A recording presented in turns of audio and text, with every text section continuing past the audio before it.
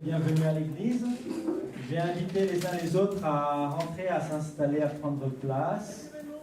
Je vois qu'il y a encore des personnes dehors qui profitent du soleil. Je les invite à maintenant rentrer tranquillement, s'installer. On va bientôt commencer notre culte.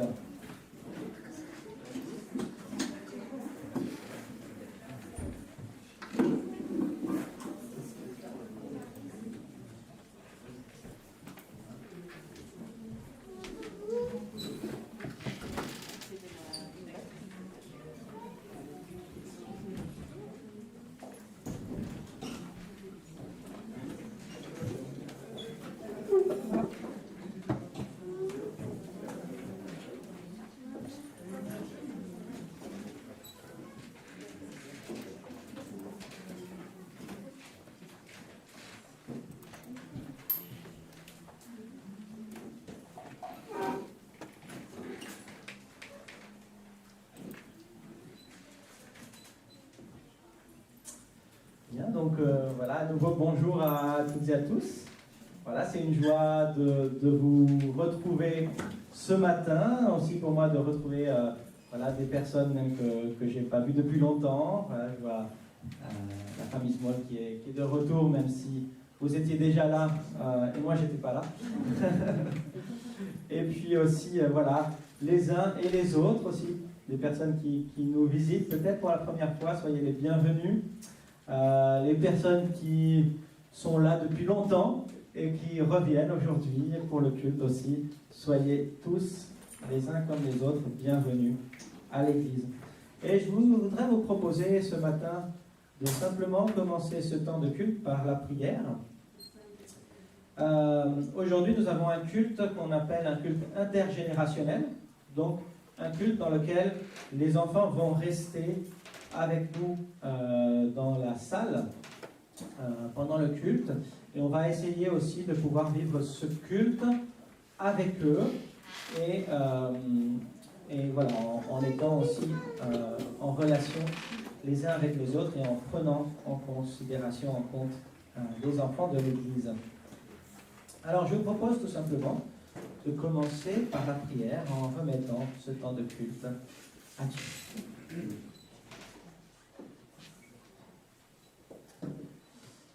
Oui, Seigneur notre Dieu, merci d'être celui qui fait lever le soleil chaque matin sur nos têtes, Seigneur. C'est une évidence, mais en même temps, Seigneur, merci, Seigneur, d'avoir ce monde si beau que tu as créé, dans lequel, Seigneur, nous pouvons vivre et essayer, Seigneur, de bien vivre notre vie, Seigneur. Et c'est une des raisons pour lesquelles tu es venu, Seigneur, sur terre, c'est pour nous apprendre à pas simplement passer par cette vie, tant bien que mal comme on peut, Seigneur, sans trop de direction, Seigneur.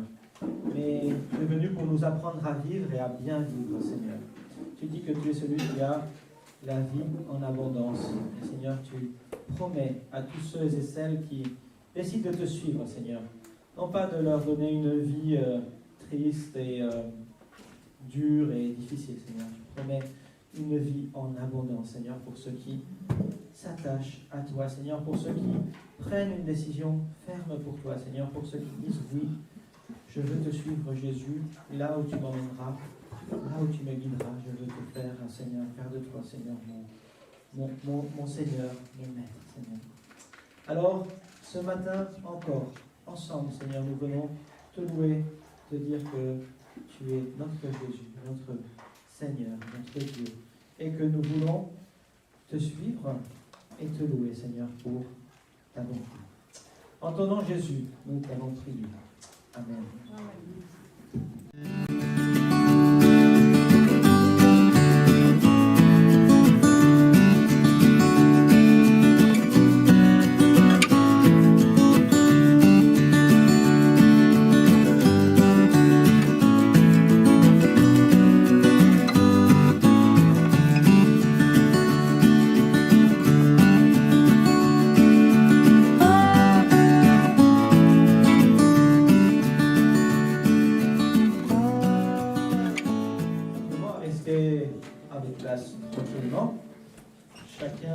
peut se sentir libre d'être comme il est et de s'exprimer avec sa bouche, ses chansons, ses paroles, mais aussi avec son corps et ses gestes.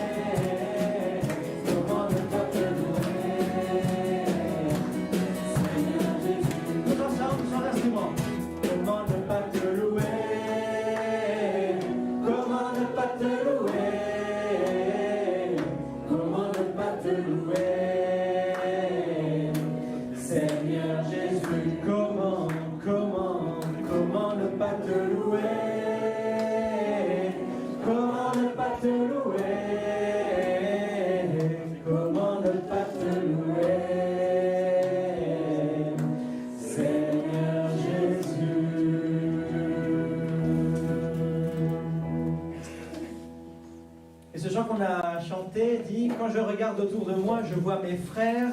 Seigneur Jésus, merci pour eux.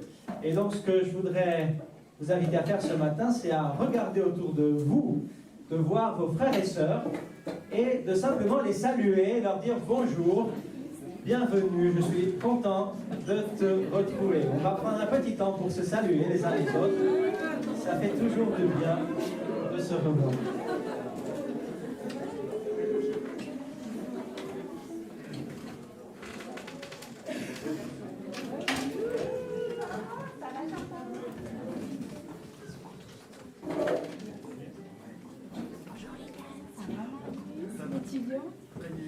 Et je voudrais inviter, pendant qu'on se salue, on se dit bonjour, s'il y a certaines personnes qui sont de ce côté, au fond là, et qui souhaiteraient peut-être venir se joindre à nous de ce côté, nous, ça nous ferait plaisir. Nous, en tant que, déjà, équipe de louanges, parce qu'on pourrait vous voir plus près, et je pense que ceux qui sont ici aussi seraient contents d'être plus nombreux. Donc, je ne sais pas s'il y a peut-être quelques personnes qui se disent, allez, je prends l'initiative de bouger et je vais de ce côté. Ce serait vraiment chouette. Merci beaucoup.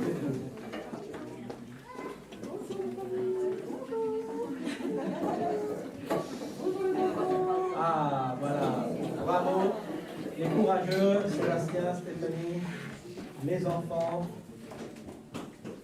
Voilà, peut-être quelques autres. Tiens, peut-être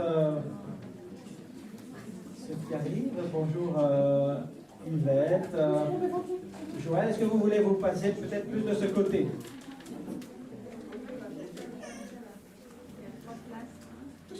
Et même je crois voir Linette qui arrive. Bonjour Linette, ça fait plaisir de te voir. Bienvenue. Et on va continuer avec ce chant qui dit Une flamme en moi réchauffe mon corps. C'est un chant qu'on n'a pas souvent joué à l'église, mais que peut-être certains connaissent. C'est un chant qui parle de cette flamme qui est en nous, qui est voilà, le fait de savoir que Jésus nous aime, que Dieu nous aime. Ça allume une flamme dans notre cœur, qui nous réchauffe le cœur. On va la chanter ensemble, d'accord? Si vous ne la connaissez pas, on va l'apprendre.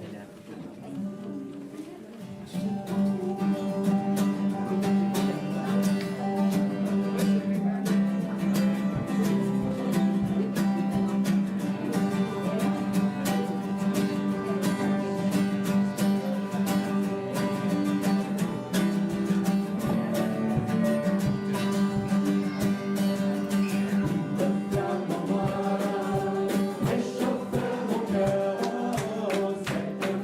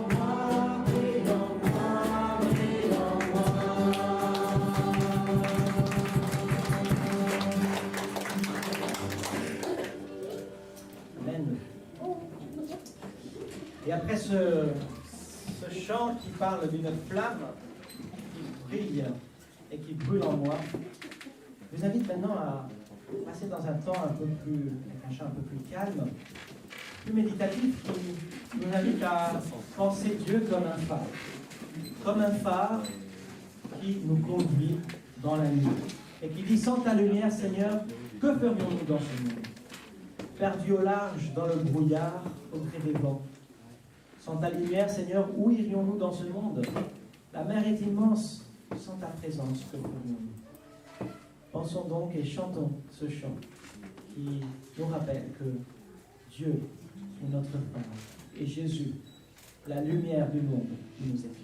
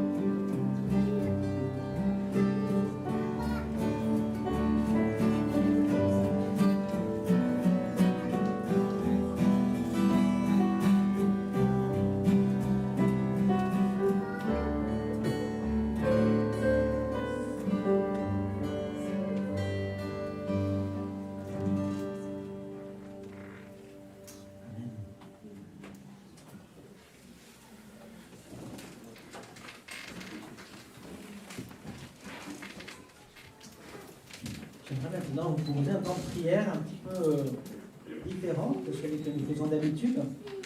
Un temps de prière dans lequel on pourrait se réunir, alors au choix, comme on a envie, soit tout seul, chacun pour soi, soit en famille, pour ceux qui ont des enfants, soit entre amis, entre frères et sœurs, si on a envie de prier avec quelqu'un, avec l'une ou l'autre personne, ou un petit groupe.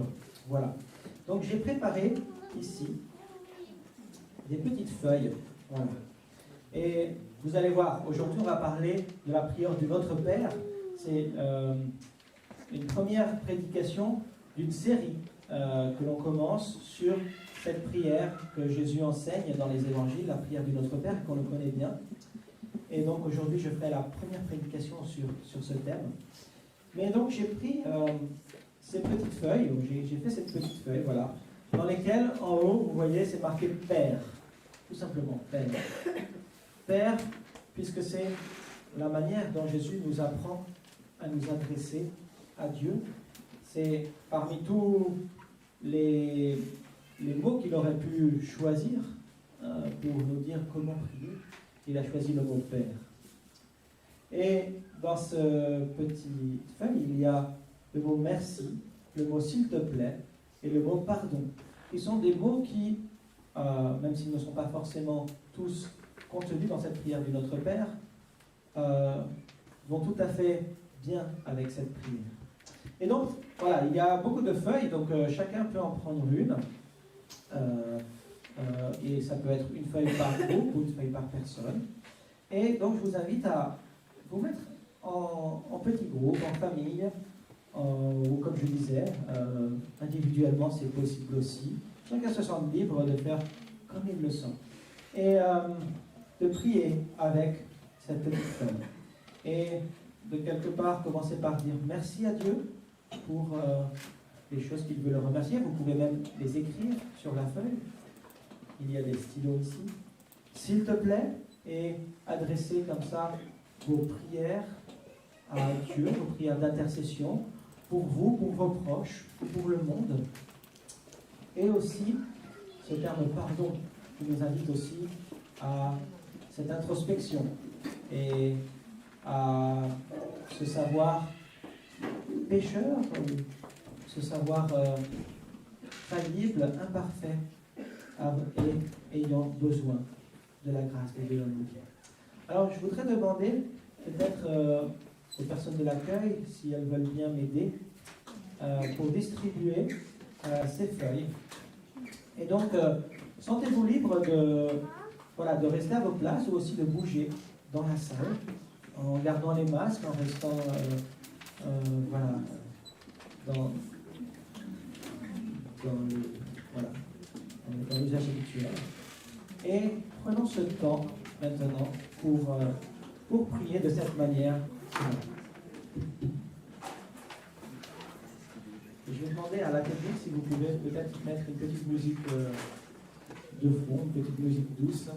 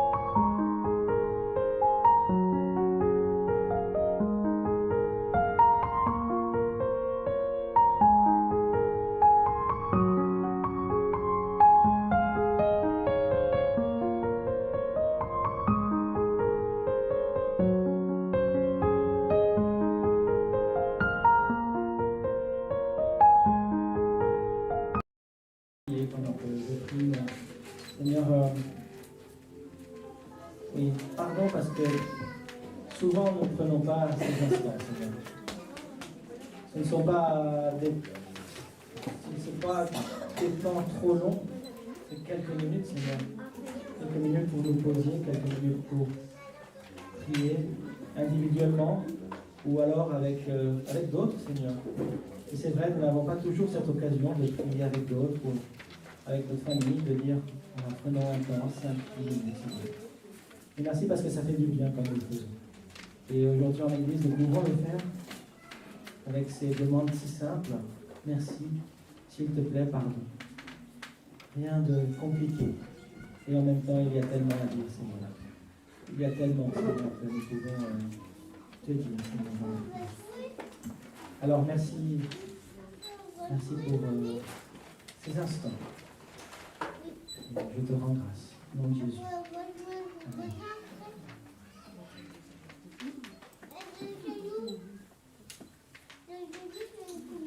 Amen. Alors, dans ce temps de prière que nous avons pu prendre, nous n'avons plus parlé de merci, s'il te plaît, pardon. Et je voudrais maintenant vous parler de l'offrande. De cette question, qu'est-ce que je peux, moi aussi, donner à Dieu? Et vous savez, dans la pratique du culte en Israël, la dimension de l'offrande était très importante en réalité. De manière très périodique, très quotidienne, et aussi à des moments clés de la vie, comme lors de la naissance d'enfants, ou alors lors de fêtes, comme la fête de la Pâque. Il fallait que chacun puisse apporter son offrande personnelle à Dieu. Alors ce n'était pas pour tous pareil. Pour les plus riches, ça pouvait être apporter une plus grande quantité d'offrandes ou un animal plus important, lorsqu'il s'agissait d'offrandes d'animaux. Pour les plus pauvres, ça pouvait être un petit oiseau ou des céréales. Et chacun apportait quelque chose à Dieu. Et c'était là un privilège et un signe que chacun a quelque chose à donner. Même quand on se sent insignifiant. On a tous quelque chose à donner à Dieu. Et Dieu a un regard bienveillant sur l'offrande qu'on fait, qu'on lui apporte, avec sincérité, de cœur, avec aussi générosité, en marquant le fait que ce que l'on donne, quelque chose qui nous coûte quelque part, mais qu'on le fait parce qu'on a compris l'importance de qui est Dieu. Alors, pour nous ce matin, nous avons en ce moment l'habitude de ne plus passer l'offrande, la petite corbeille qu'on avait l'habitude de passer à cause de la situation actuelle. On a simplement laissé un tronc à la sortie. Et je sais qu'il y a aussi beaucoup de personnes dans l'église qui directement donnent par virement, chaque mois, font un virement sur le compte de l'église pour comme une offrande. Et c'est quelque chose qui est pratique et quelque chose qui est bien. Mais parfois, je me rends compte qu'on oublie, du coup, cette dimension de se souvenir ensemble. Il ne s'agit pas juste de faire un virement, il ne s'agit pas juste de, donner quelques pièces comme ça, mais il y a une dimension plus profonde, celle de, vraiment du don pour Dieu et pour son œuvre. Alors, aujourd'hui, je voudrais vous inviter à simplement faire un geste ce matin et faire le geste du don, simplement. Là où on est, faire juste ce geste symbolique. Et je vous invite à le faire avec moi, vous pouvez le faire plusieurs fois, et donner. Je vous invite à le faire avec moi. Ce geste du don. Et comme un geste qui nous permet de nous souvenir de l'importance du don, et que ce n'est pas, ça va au-delà d'un virement, ça va au-delà de quelques pièces. C'est quelque chose, c'est une attitude que l'on prend dans notre vie. Et je vais inviter maintenant l'équipe de louange à revenir pour chanter ensemble un chant, un dernier chant avant la prédication. Et c'est le chant de la prière de Matthieu chapitre 6, qui dit « Cherchez d'abord le royaume de Dieu et sa justice, et toutes choses vous seront données en plus. »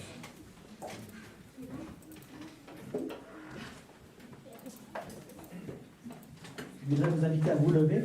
Et pendant ce chant, je voudrais donner quelques instructions pour le chant, parce que j'aimerais bien vous chanter en canon. Donc on va le commencer tous ensemble, d'accord? On va chanter tous ensemble au départ. Et à un moment, je dirais, les hommes reprennent le couplet et les femmes restent sur le Alléluia. Et de cette manière, et après on continuera normalement, de cette manière on va se décaler pour chanter en canon. Essayons de voir si on y arrive.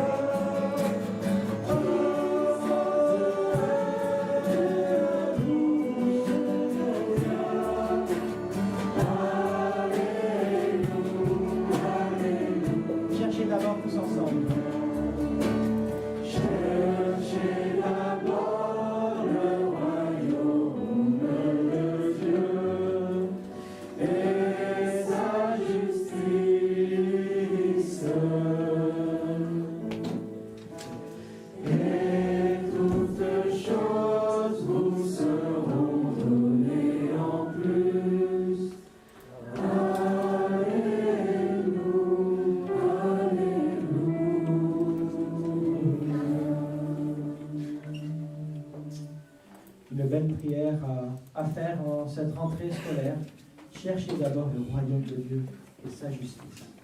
Et toutes choses vous seront données en plus. Ce sont les paroles de Jésus en s'adressant à nous. Amen. J'invite à prendre place à vous.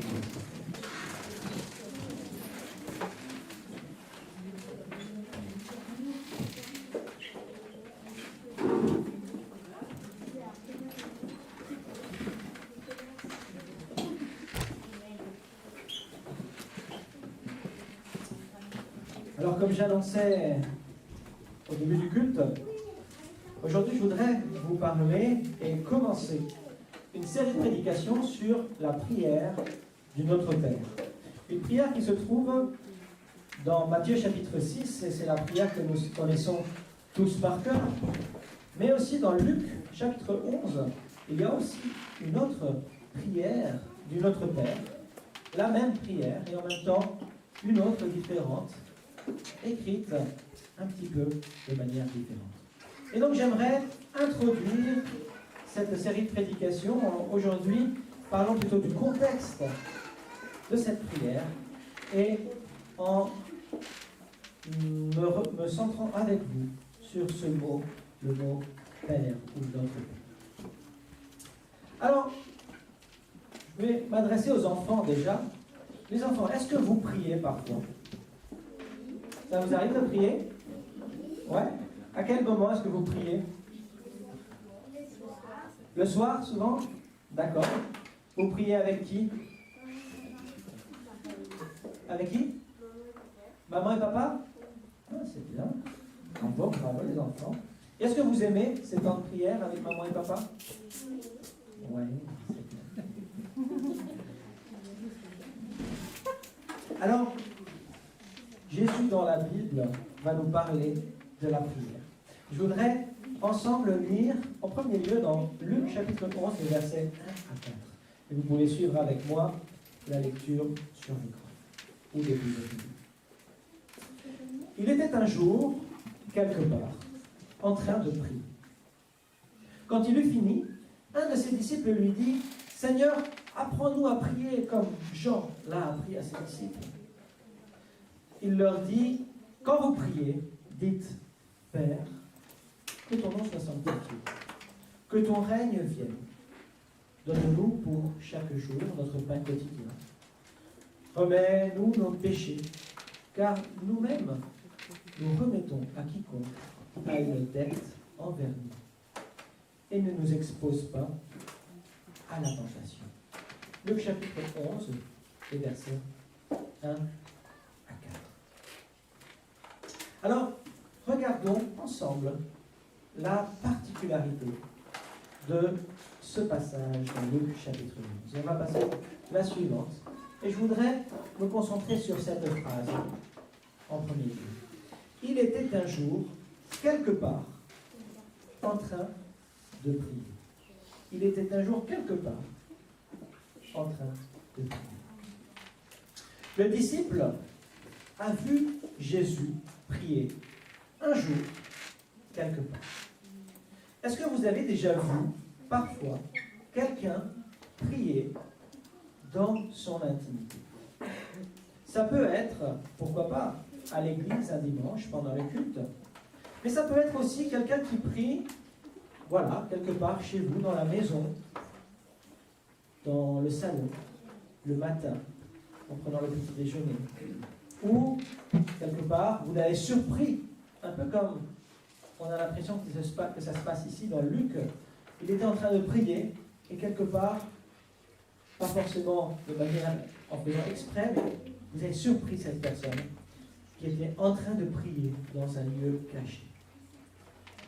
Est-ce que, et je m'adresse à tous, en petits et grands, est-ce que vous avez déjà vu, par exemple, vos parents parfois prier à la maison, ensemble ou individuellement? Est-ce que ça vous est déjà arrivé de les voir en train de prier? Ou est-ce que vous avez déjà parfois proposé à un ami, une amie, de prier avec vous? Ou est-ce que vous les avez déjà surpris parfois en train de prier? Luc nous dit qu'un des disciples avait vu Jésus en train de prier. Essayons de nous mettre dans la peau de ce disciple. Imaginons-nous un instant en train de voir Jésus prier tout seul dans l'intimité, son Père. Ça devait être quelque chose de remarquable, n'est-ce pas? Parfois, une image vaut mieux que 1000 paroles. On peut dire des tas de choses sur la prière. Et je pourrais passer des heures à décrire, décortiquer, expliquer le sens du mot prière, prier. Mais cela ne nous toucherait pas forcément pour autant. Ça n'atteindrait pas forcément notre cœur. Par contre, observez quelqu'un en train de prier. Quelqu'un qui ferme les yeux, qui s'isole des autres pour entrer dans cette intimité seule, unique avec Dieu. Observez-le, imaginez-le, son visage détendu, son cœur sincère devant Dieu. Il est en paix, il ne cache rien. Il est comme il est devant Dieu, il se sent bien.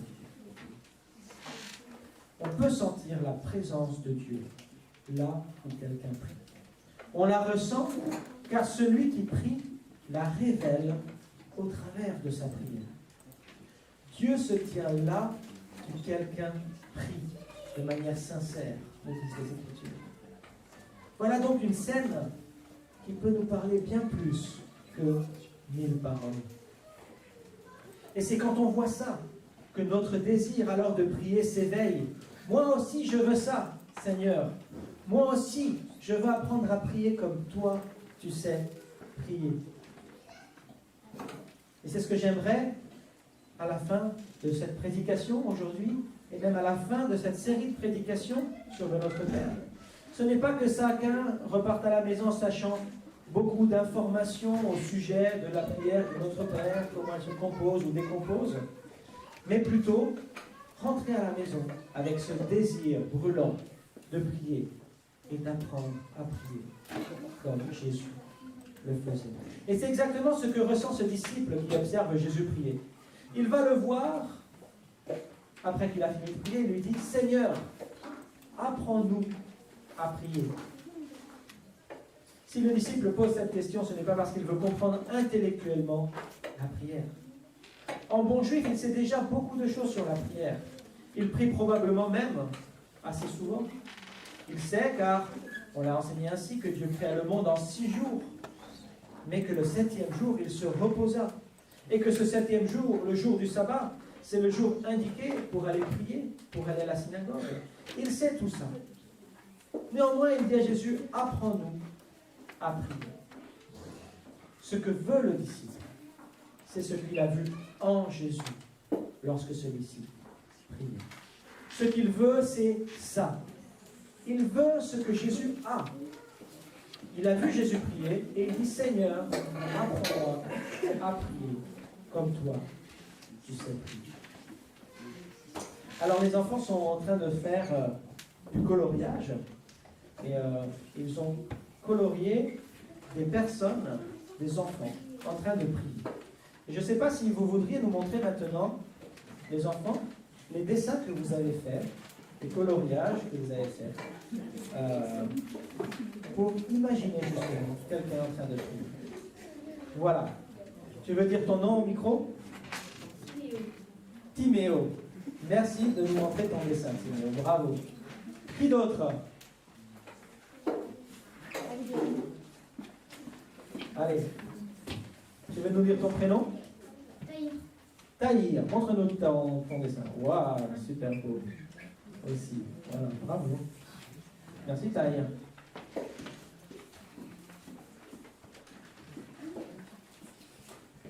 Alors, tu veux nous dire ton prénom? Bérénice. Tu nous montres ton dessin? Wow. Est-ce que tu peux le montrer par là pour ceux qui sont un peu plus là? Voilà, super. Et puis je vais voir. Bravo Bérénice.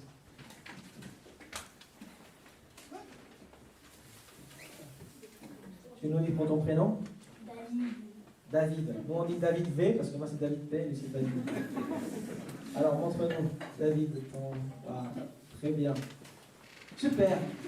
Et s'il y a d'autres enfants qui ont envie de dessiner, de colorier, il y a plein de plein de feutres et il y a encore beaucoup de dessins. Donc s'il y a des enfants qui ont envie, voilà, là c'est un espace pour vous et vous avez le droit d'aller colorier si vous en avez envie, d'accord? N'hésitez pas à y aller si vous le souhaitez. Ah, Siloé, tu voulais montrer ton dessin aussi? Non. Bon,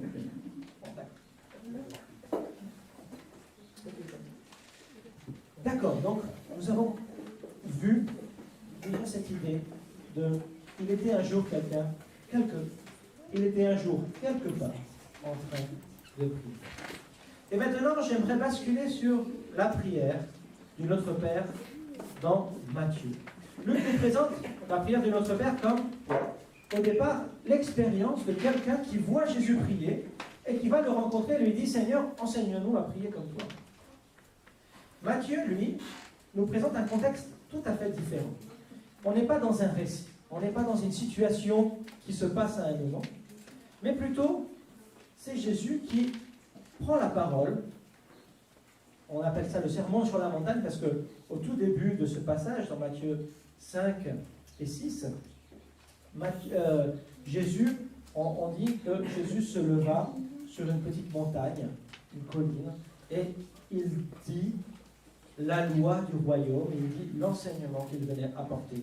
On appelle ça le sermon sur la montagne. Et au milieu de ce sermon, au milieu de cette prédication qu'il va faire, il va à un moment parler de la prière pour enseigner ses disciples, enseigner ceux qui l'écoutent à prier. Lisons ensemble donc ce que Jésus veut nous enseigner au sujet de la prière. Il dit ainsi: quand vous priez, ne soyez pas comme les hypocrites, car ils aiment prier debout dans les synagogues, au carrefour, afin de se montrer aux hommes. En vérité, je vous le dis, ils ont reçu leur récompense. Toi, quand tu pries, entre dans ta chambre et ferme ta porte pour prier ton Père, qui est dans le secret. Et ton Père qui voit dans le secret te le rendra. En priant, ne rabâchez pas comme les païens. Ils pensent que c'est à force de paroles qu'ils seront exaucés. Ne leur ressemblez pas, car votre Père sait ce que vous avez besoin, avant même que vous le lui demandiez. Vous donc priez ainsi. Notre Père qui es aux cieux, que ton nom soit sanctifié, que ton règne vienne, que ta volonté soit faite sur la terre comme au ciel. Donne-nous aujourd'hui notre pain de ce jour. Remets-nous nos dettes comme nous avons aussi remis à nos débiteurs. Et ne nous soumets pas à la tentation, mais délivre-nous du mal, car c'est à toi qu'appartiennent le règne, la puissance et la gloire au siècle des siècles. Amen. Dans Luc, donc, il s'agit d'abord d'une expérience, quelqu'un qui a vu Jésus prier, et il va lui demander de lui apprendre à prier.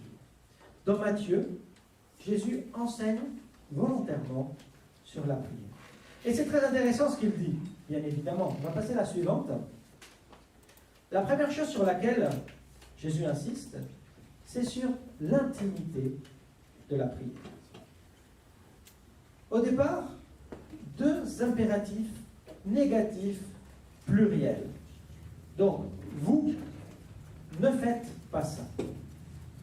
Vous, en s'adressant à tous, ne faites pas ça. Ne soyez pas comme les hypocrites qui aiment prier debout devant tout le monde, au carrefour, dans la synagogue. Ne rabâchez pas comme les païens qui aiment répéter sans cesse, en espérant que si on répète suffisamment de fois, alors Dieu va enfin nous écouter. Et au milieu de ces deux impératifs négatifs, pluriels, il y a un singulier positif et qui est presque de l'ordre du conseil. Toi, quand tu pries. C'est fort, n'est-ce pas, de voir ça comme ça. Jésus s'adresse en premier lieu à la foule en disant « Ne faites pas comme ça ». Et ensuite il dit « Mais toi, quand tu pries, entre dans ta chambre et ferme ta porte ». Ce « entre dans ta chambre et ferme ta porte » semble être vraiment ce qui est important à dire pour Jésus. Parmi toutes les choses qu'il aurait pu enseigner sur la prière, il va insister sur ce lieu et sur l'intimité. Alors posons-nous la question, Est-ce que c'est vraiment le lieu de la prière qui est important pour Jésus? Il parle des carrefours et des synagogues en opposition à la chambre. Mais est-ce que c'est le lieu qui est important en fait? En réalité, ce que met Jésus en opposition, c'est le lieu public et le lieu privé. Il ne dit pas que Dieu est présent seulement dans la chambre et absent dans les carrefours et les synagogues. Non, on sait bien que Dieu est présent partout. Ce qui change entre les carrefours et la synagogue, les églises et notre chambre, ce n'est pas la présence ou l'absence de Dieu. Dieu est partout. Ce qui change, c'est la présence ou l'absence de personnes et des autres personnes autour de nous. Je vais redire cette phrase. Jésus ne dit pas que Dieu est présent seulement dans la chambre et absent dans les carrefours et les synagogues, parce qu'il est présent partout. Ce qui change dans tous ces lieux, ce n'est pas la présence de Dieu, mais la présence des hommes. Effectivement, ce sont les hommes qui sont présents dans les synagogues et dans les carrefours, et absents dans notre chambre, n'est-ce pas? Jésus enseigne ici que les gens, les autres, sont souvent un obstacle à notre vie de prière. Et cela peut paraître surprenant. Pourquoi est-ce que les autres seraient des obstacles à notre vie de prière? Eh bien, quand on est entouré de personnes, on pense inévitablement qu'il y a des personnes autour de nous. On ne peut pas l'oublier. On peut avoir peur qu'elles jugent notre prière en pensant qu'elle peut-être n'est pas assez spirituelle ou peut-être pas assez bien formulée. On peut avoir que ces personnes aussi jugent nos sentiments, notre enthousiasme, et parfois on reste sur la réserve. Ou dans un autre sens, on peut tomber dans l'orgueil en essayant justement de formuler de belles prières pour épater la galerie et pour que les gens pensent que vraiment on est très spirituel. Et on peut facilement être plus attentif à ceux qui sont autour de nous que finalement à Dieu lui-même. Dans ce passage de la Bible, donc, Jésus dit que les personnes autour de nous sont plutôt des obstacles plutôt que des soutiens dans la prière. Et je nuancerai cette affirmation tout à l'heure, à la fin de ma prédication. Mais je pense que c'est important de relever ces 3 versets qui sont là et qui mettent vraiment en lumière l'importance de l'intimité dans la prière. Toi, quand tu pries, entre dans ta chambre, oublie tous les autres. Ferme la porte. Et là, un, seul à seul, devant Dieu. Fais ta prière. Je voudrais donc vous proposer un défi pour votre vie. Pas pour cette semaine, mais pour votre vie de tous les jours jusqu'à la fin de vos jours. Essayez de prendre du temps tous les jours. 1 heure le matin en vous levant plus tôt, à un moment ou un autre dans la journée, pour fermer la porte derrière vous et prier dans l'intimité avec Dieu. Et comme je disais, ce n'est pas forcément la chambre, mais c'est le lieu privé, comme si aussi vous voulez même vous dire, je vais aller prier dans un autre lieu privé, je vais aller prier dans la nature, à l'église, dans un autre endroit. Faites-le et vous serez en train de répondre à cet enseignement de Jésus. De prier dans l'intimité, de fermer votre porte derrière vous. De prier d'abord dans le lieu privé. Voilà pour ces introductions au contexte de la prière de notre Père. Et je voudrais continuer maintenant, on va passer à la suivante, en vous parlant du mot Père. Parce que nous avons toujours l'habitude de parler et de penser à la prière du Notre Père avec cet adjectif possessif, notre. C'est un pronom plutôt. Bon, c'est pas grave. C'est un pronom possessif, le notre Père, qui est aux cieux. Et on a toujours l'habitude de le prier comme ça. Mais c'est intéressant de voir que dans Luc, ce mot notre n'apparaît pas. Il dit tout simplement Père. Luc chapitre 11, verset 2. Alors, on pourrait presque se dire finalement que cette prière de Luc est presque encore plus forte. Parce que sans aucune formule particulière, il dit Père, ou même selon certains, il va dire Papa. Et en réalité, ce simple mot Père, utilisé par Luc, est le plus fréquemment utilisé par Jésus dans ses prières quand on lit les évangiles. On voit plusieurs prières qui commencent comme ça. Père, pardonne-leur, car ils ne savent pas ce qu'ils font, quand Jésus est à la croix. Ou encore, je te loue, Père, d'avoir caché cela aux sages pour le révéler aux plus petits. Et souvent, Jésus s'adresse de cette manière, Père, à Dieu. Et ici, dans la prière de notre Père, c'est ce qu'il fait. Père, le mot Père, est le premier mot que Jésus donne à ceux qui souhaitent apprendre à prier. Et ce n'est pas un mot si simple à employer. Je pense que c'est parfois beaucoup plus simple d'employer d'autres mots dans nos prières. Par exemple, on a souvent l'habitude d'employer le mot Seigneur, qui dit un des attributs de Dieu. Il n'est pas inconnu. On peut dire Dieu de l'univers. Ou encore, les Juifs ont l'habitude de prier Dieu d'Abraham, d'Isaac et de Jacob. Mais employer le mot Père touche à notre intimité, à notre vie. Cela nous renvoie au Père que nous avons eu ou que nous n'avons pas eu dans l'enfance. Ce mot Père nous renvoie bien sûr à plein de choses. Et je pense donc qu'il faut savoir faire la part des choses. D'un côté, si nous le souhaitons, nous pouvons travailler cette relation que nous avons eue avec notre Père terrestre. Et c'est un travail qui parfois est important de faire dans la vie d'une personne. Et ce travail se fait comme une démarche personnelle, avec quelqu'un qui nous accompagne dans ce travail à faire sur lui-même. Mais j'ai envie de vous dire, laissez ça de côté dans la prière de notre Père. Ce n'est pas ça auquel Jésus veut nous parler. Ce que Jésus veut nous enseigner ici, c'est de découvrir Dieu comme un Père. Et cette relation père-fils ne s'en prend pas en un jour. Ce n'est pas quelque chose qui se fait instantanément. Elle se construit. Un enfant appelle son père papa sans vraiment s'interroger si celui à qui il parle est véritablement son père. Mais c'est la personne qui est là, avec lui tous les jours. Et il répète en confiance ce qu'on lui dit. Et il faut tout un cheminement à l'enfant avant que cela devienne une évidence, une certitude. Celui-ci est mon Père. Et avec Dieu, il en va de même. Le Christ nous apprend à lui dire Père dans la prière. Et nous lui faisons confiance avant de pouvoir, un jour, vraiment le dire avec certitude. La certitude de ceux qui savent que ce mot est vrai. Dieu est vraiment notre Père. Donc au début, on peut utiliser ce mot sans vraiment avoir cette certitude que Dieu est notre Père. Et avec le temps, avec les années, cela devient une certitude. Comment appelles-tu Dieu dans ta prière? Est-ce que tu utilises parfois le mot Père? Ou est-ce que c'est un mot qui te fait peur?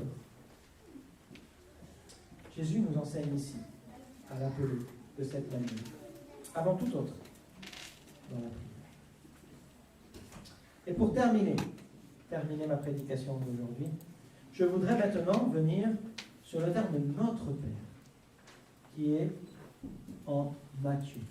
Nous avons qu'en Luc, il utilise seulement le terme Père, et en Matthieu, il y a ce pronom possessif, notre Père.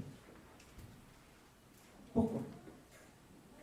Alors, nous disions précédemment que selon l'enseignement de Jésus, dans le sermon sur la montagne, les personnes autour de nous, les autres, sont un obstacle à la prière. Si ceci est vrai dans certaines circonstances, cela ne signifie pas que la prière est un acte purement individuel et individualiste. Après avoir dit cela, cet enseignement, Jésus va enseigner justement la prière du Notre Père, en employant ce terme collectif, notre. Et ce terme nous invite donc à la prière communautaire, qui n'est pas bannie par Jésus, loin de là. Il nous invite même, dans la prière personnelle et intime, à nous souvenir que les autres sont aussi fils du même Père que nous. Dieu n'est pas seulement mon Père, il est notre Père. Le Père de tous ceux et celles qui se reconnaissent comme ses enfants. Nous avons donc besoin, dans notre vie de prière, de sortir, de rentrer dans notre chambre, fermer la porte, prier le Dieu qui est dans le secret, mais aussi de sortir de notre chambre pour prier avec la communauté du Notre Père. L'un et l'autre ne sont pas excluants, mais on a besoin des deux. Et ils s'équilibrent pour maintenir une vie de prière qui soit bonne et saine. Donc, aujourd'hui, bien sûr, je voudrais vous inviter à terminer notre culte tout simplement en nous levant ensemble et en disant cette prière du Notre Père. Et je vous invite à la dire vraiment comme une prière, comme si vous étiez seul, presque dans votre chambre, et qu'il n'y avait personne autour de vous, et que vous priez uniquement à Dieu avec votre cœur. Et je vous invite à la dire aussi de manière communautaire, en sachant que vous n'êtes pas tout seul, les seuls à appeler Dieu Père, vous êtes une communauté, et que ensemble nous nous adressons à lui par cette prière. Je voudrais vous inviter donc à vous lever maintenant pour terminer cette prière.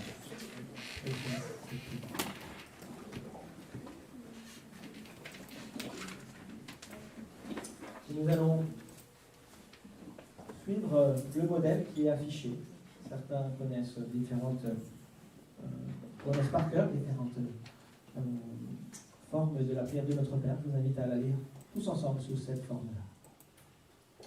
Notre Père qui es aux cieux, que ton nom soit sanctifié, que ton règne vienne, que ta volonté soit faite sur la terre comme au ciel. Donne-nous aujourd'hui notre pain de ce jour. Remets-nous nos dettes comme nous avons aussi remis à nos débiteurs. Et ne nous soumets pas à la tentation, mais délivre-nous du mal, car c'est à toi qu'appartiennent le règne, la puissance et la gloire au siècle des siècles. Amen. Et je vous invite à vous rasseoir et à simplement garder dans votre cœur cette prière et cette importance double de prier dans l'intimité et de prier dans la communauté. C'est ce que Jésus nous a appris. Amen.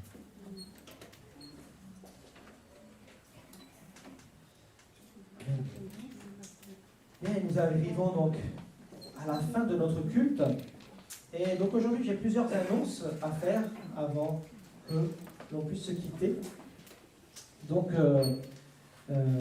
voilà, je vais demander à Marius de mettre le PowerPoint.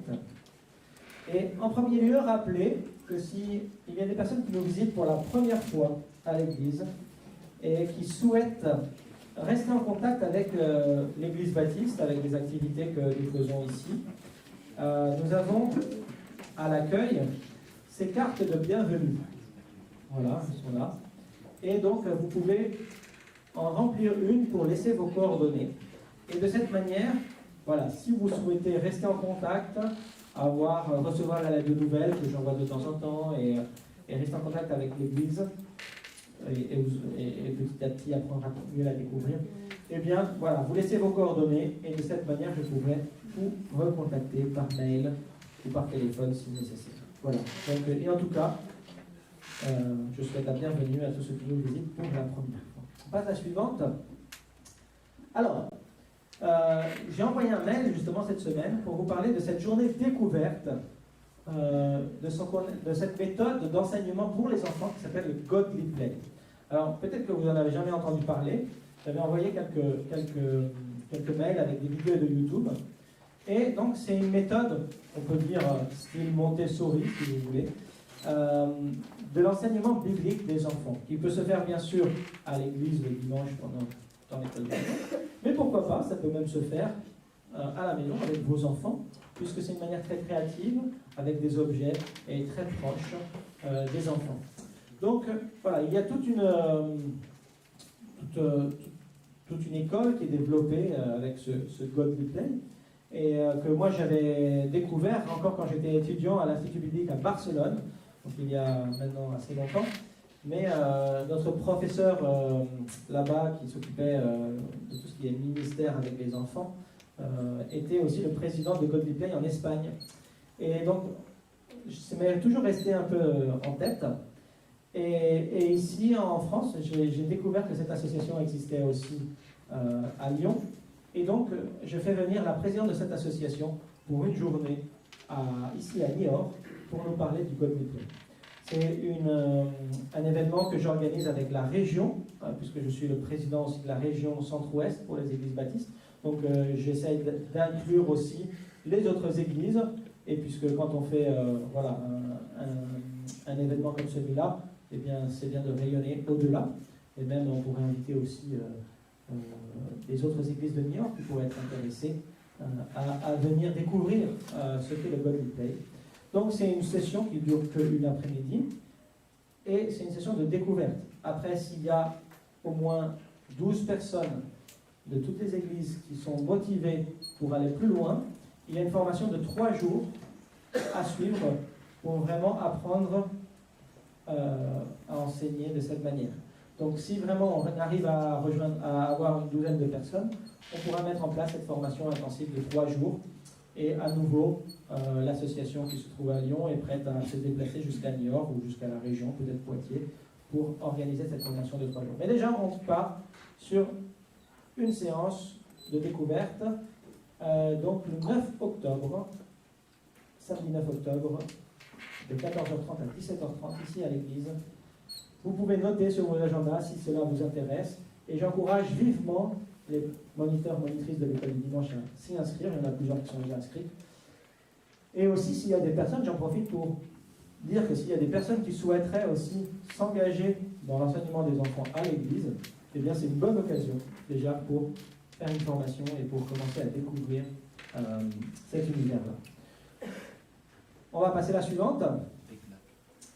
Donc, reprise aussi des activités enfance et jeunesse dans les prochaines semaines. Donc, à partir de dimanche prochain, au culte, si je ne me trompe pas, Aude, est-ce que tu pourrais nous en dire un petit peu plus? Pour dimanche prochain? Oui. Eh ben, on va reprendre les activités, les petits groupes, et puis on fera la passation des petits qui vont chez les moyens, et puis voilà, enfin, on reprendra notre chemin. On reprend. Oui, on a une rencontre de monitrice cette semaine, sans doute en visio, pour un peu planifier l'année. On n'a pas pris le temps encore. D'accord. On est un peu en retard, mais tout va se faire en son temps et à l'heure. Parfait. Voilà. Parfait. Donc, la semaine prochaine, reprise des activités avec les enfants. Et effectivement, on pourra montrer aussi à l'église quelles sont les nouvelles classes, entre guillemets, d'enfants, avec voilà, ceux qui passent des moyens, du groupe des moyens au groupe des grands, ceux qui passent du groupe des grands aux ados. Et donc voilà, on pourra voir ça la semaine prochaine. Et maintenant, je voudrais vous parler aussi des collégiens et des lycéens, parce que nous avons aussi donc une nouvelle équipe pour le groupe des ados. Peut-être je vais la présenter. Il y a Céline qui est là. Je peux dire bonjour. Voilà. Il y a Cindy qui rejoint l'équipe des ados cette année. Donc bravo Cindy. Il y a Rihanna qui est là, qui rejoint aussi l'équipe ado, moi-même et Sébastien qui fait déjà partie de l'équipe depuis longtemps. Donc, cette année, on veut séparer de manière plus nette les collégiens et les lycéens pour pouvoir vraiment avoir des enseignements bien adaptés aux collégiens et aux lycéens. Donc, les collégiens vont continuer comme d'habitude à avoir un accueil pendant le culte le dimanche. Voilà, un dimanche, les dimanches où il y a, voilà, normalement c'est tous les dimanches sur le premier dimanche du mois. Voilà. Et en excluant aussi les vacances scolaires. Pour les lycéens, ce que j'aimerais vous proposer, c'est bien parce que je vois qu'il y en a plusieurs qui sont présents aujourd'hui, j'aimerais vous proposer déjà qu'on se rencontre samedi prochain. Je ne sais pas si vous êtes disponible samedi prochain. Je vais vous contacter de toute façon tous un à un. Et avec Sylvie, on voudrait vous retrouver et qu'ensemble on puisse discuter comment on s'organise cette année. Une idée qui est venue et qu'on voudrait vous proposer, c'est de faire toutes les semaines ou tous les 15 jours un groupe, une sorte de groupe de maison qui pourrait se tenir lieu ici, ou même peut-être Sylvie proposer même chez elle, pour le vendredi soir, nous voir, manger ensemble une pizza, et puis discuter, voilà, sur la foi, et développer, voilà, apprendre faire un vrai programme qui soit intéressant et qui vous donne envie. Donc, je vous lance l'idée, d'accord, à tous les lycéens qui sont là. C'est lycéens, ça peut être, voilà, 18, même 19 ans. Joël, qui fait partie de notre équipe, même si tu es un peu plus grand, tu peux venir quand même. Et voilà, cette idée qui est là.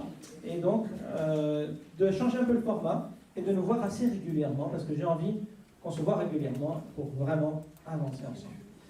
Je vous recontacterai pour samedi. Je pense que ce sera samedi en début d'après-midi. On n'a pas encore tout ficelé, mais l'idée ce serait de se voir et déjà commencer à discuter. Donc voilà, je laisse toutes ces choses en suspens.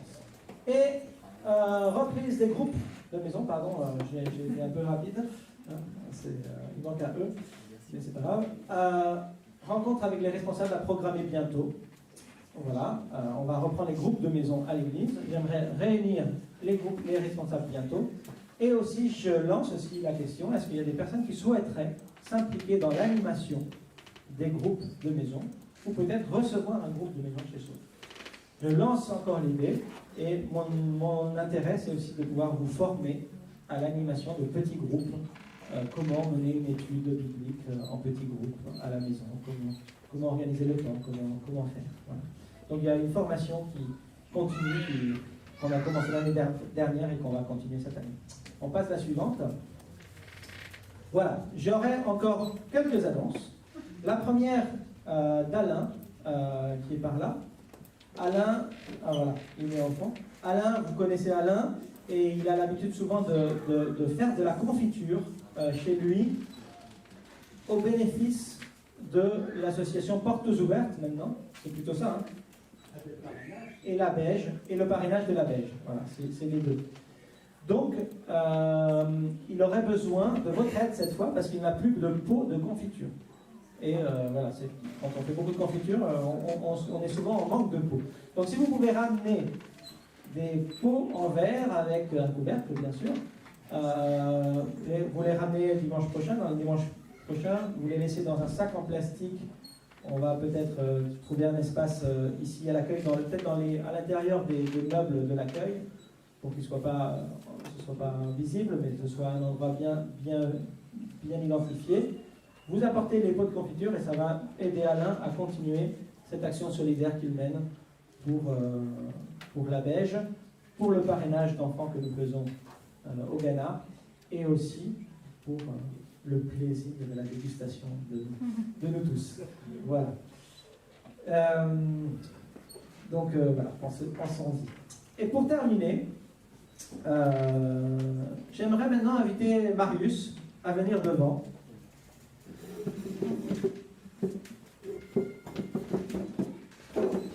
Alors c'est quelque chose que nous n'avons pas toujours fait à l'église et c'est un peu dommage. Mais vous savez, régulièrement à l'église, tous les jeunes qui arrivent, qui terminent leur bac, souvent s'en vont étudier ailleurs. Voilà, c'est comme ça, parce qu'on est à Niort, on serait à Paris ou à Nantes, ils resteraient, mais à Niort, malheureusement, ils sont obligés d'aller étudier ailleurs, parce qu'il n'y a pas beaucoup d'universités à Niort. Donc voilà, c'est toujours un peu triste pour nous, et en même temps une joie de voir qu'ils partent et qu'ils font leur vie, et que ce qu'ils ont appris ici et retenu ici, ils vont le garder, j'en suis sûr. Donc, Marius, est-ce que tu veux nous expliquer un petit peu qu'est-ce que tu vas faire? Oui. Donc, moi je vais partir pour 5 ans tout en haut sur Paris, faire des études d'informatique. On va partir aussi à l'étranger pendant 1 an. Mais donc voilà, je m'en vais. Je reviendrai souvent le dimanche, j'essaierai de venir voir le culte, parce que je suis là quand même depuis maintenant, j'avais 8 ans, après ça je suis arrivé. Donc je me suis vraiment construit et grandi dans l'église, mais ça fait bizarre. Mais c'est une nouvelle vie qui commence. Merci Marius. Et puis nous avons d'autres jeunes aussi qui faisaient partie de notre groupe, je pense aux filles de Thomas et Aude, à Emma et à Louise, Emma et Louise, qui sont partis, mais qui reviennent de temps en temps, qu'on revoit de temps en temps, et encore d'autres. Je sais que Antonia, tu es encore là, même si tu es en internat. Joël, tu es encore là en ce moment? Oui, cette année, d'accord. Ismaël allait peut-être partir, et finalement, normalement, il y reste. Voilà. Cette année, Marius nous quitte, mais donc on voudrait lui offrir en tant qu'église une Bible pour qu'il puisse l'emmener avec lui dans ses études à Paris, se souvenir de nous. Et je voudrais donc vous proposer de prendre un petit moment de prière.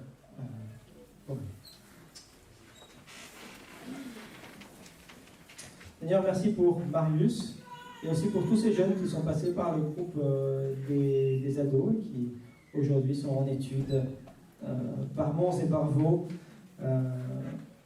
partout en France, Seigneur. Merci pour eux, bénis-les, et aujourd'hui particulièrement je te prie pour Marius, Seigneur, que tu puisses, Seigneur, le bénir dans cette nouvelle étape de sa vie qui commence, et Seigneur, voilà, que tu le conduises, et que tout aille bien pour lui, qu'il ait vraiment des beaux moments dans cette belle période de vie de la fac, de l'université. Amen. Merci Marius, et merci aussi pour tous les services qu'il a rendus. Tous les services qu'il a rendus depuis longtemps à l'église, notamment avec l'assaut. Je vais inviter l'équipe de louange à revenir.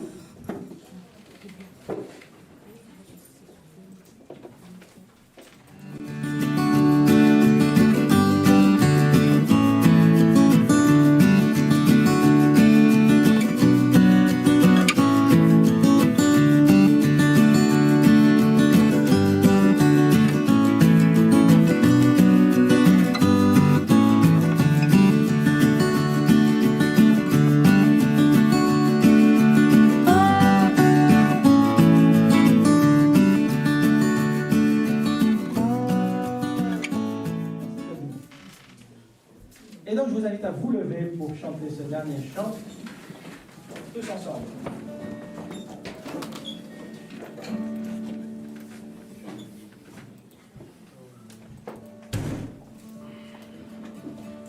Toi qui disposes de toutes les choses, et nous les donnes chaque jour, reçois au Père notre prière de reconnaissance et d'amour.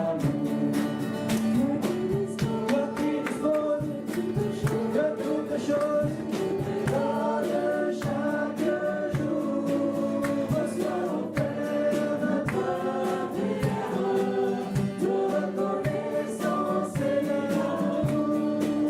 Toi qui disposes de toutes les choses, et nous les donnes chaque jour, reçois au Père notre prière de reconnaissance et d'amour. Toi qui disposes de toutes les choses, donne chaque jour, reçois au Père notre prière de reconnaissance et d'amour. Toi qui disposes de toutes les choses, et nous les donnes chaque jour, reçois au Père notre prière de reconnaissance et d'amour. Toi qui disposes de toutes les choses, et nous les donnes chaque jour, reçois au Père notre prière de reconnaissance